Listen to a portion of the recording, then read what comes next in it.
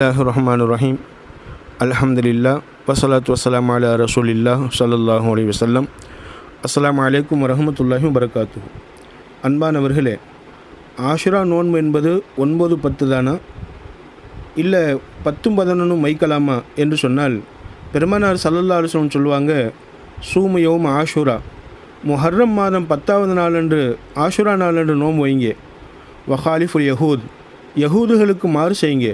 சூமு கபுலஹு யௌமன் அவ் பாதஹு யௌமா, ஒன்று அந்த 10வது நாளைக்கு முதல் நாள் 9வது நாளை நீங்கள் நோன்பு வைப்பதில் சேர்த்துக்கங்க, 9-10 வைங்க, இல்லையா 10-11 வைங்க என்று ஸல்லல்லாஹு அலைஹி வஸல்லம் கூறியிருக்கிறாங்க.